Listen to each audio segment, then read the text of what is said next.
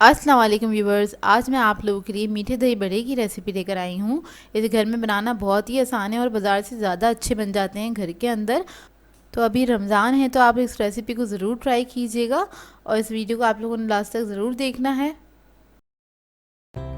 अगर आप मेरे चैनल पर नए हैं तो मेरे चैनल को सब्सक्राइब करें और साथ ही साथ बेल आइकन को क्लिक करना ना भूलें। इससे मेरे आने वाली हर वीडियो की नोटिफिकेशन आपको सबसे पहले मिलेगी। मेरी वीडियोस अच्छी लगे तो उसको लाइक करें और इसको शेयर भी ज़रूर करें।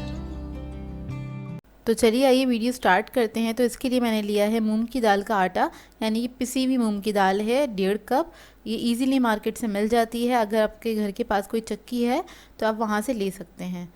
तो इसको मैं हल्का सा मिक्स कर रही हूँ ताकि इसके लम्स ख़त्म हो जाए। उसके बाद थोड़ा थोड़ा सा पानी इसके अंदर ऐड करेंगे और इसका हमें एक थिक सा पेस्ट बना लेना है। और पानी थोड़ा थोड़ा करके ही ऐड करिएगा क्योंकि इसका पेस्ट जो है थोड़ा थिक होना चाहिए, पतला नहीं करना है बिल्कुल भी। और अच्छे से फेंट लेंगे। इसके बाद मैं इसको रख दूँगी 10 से 15 मिनट के लिए। तो इतने में हम इसका दही तैयार कर लेते हैं। इसकी दही के लिए हमें चाहिए होगा, तो मैंने किशमिश ली है 3 खाने के चमचे 3 टेबल स्पून, ज़ीरा लिया है 1 टीस्पून, नमक लेंगे हम 1 टीस्पून और शुगर ली है मैंने 2 टेबल स्पून। तो हम क्या करेंगे, इन तमाम चीज़ों को हमें पीस लेना है। तो एक मैंने मिक्सी ले ली है, उसके अंदर मैं तमाम चीज़ों को ऐड कर दूंगी। थोड़ा सा पानी ऐड करेंगे 1/4 कप के बराबर, ज़्यादा नहीं ऐड करिएगा। और इसको मैं पीस लूँगी, अच्छा सा पेस्ट बना लेंगे इसका। तो ये देखिए इसका पेस्ट तैयार हो गया है, कुछ इस तरह से होगा ये। और मैंने दही लिया है आधा किलो से थोड़ा सा ज़्यादा है, 600 ग्राम्स के बराबर है। और इसको फेंट लेंगे अच्छी तरीके से ताकि इसके लम्स जो हैं वो ख़त्म हो जाएं अच्छे से और ये स्मूथ हो जाए। उसके बाद ये जो इसका पेस्ट हमने बनाया था किशमिश का, वो हम इसके अंदर ऐड कर देंगे। अच्छा, मैं इसके अंदर किशमिश और ज़ीरा ऐड करती हूँ, इससे टेस्ट बहुत अच्छा हो जाता है।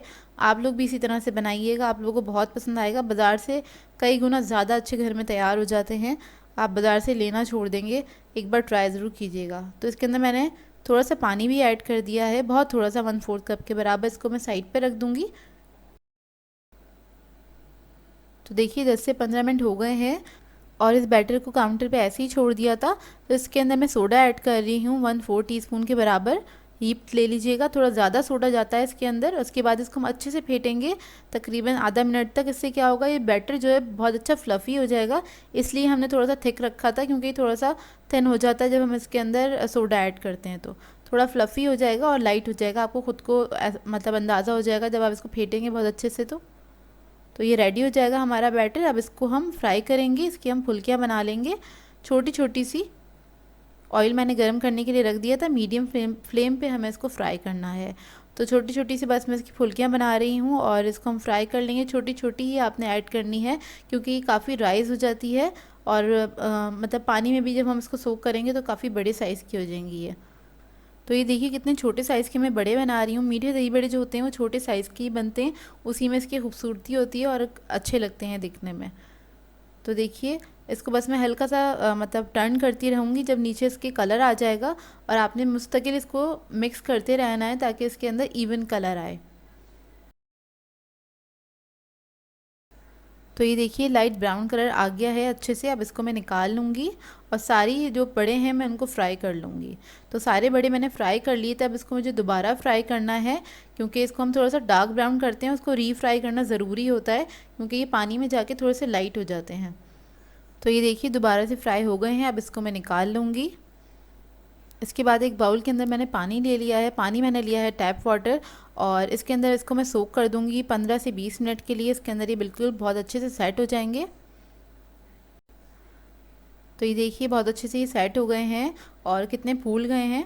अब इसको हमने क्या करना है, निचोड़ लेना है हल्का सा और बहुत हल्के हाथ से आपने इसको निचोड़ना, नहीं तो ये टूट जाएंगे। बहुत ज़्यादा प्रेशर नहीं दीजिएगा।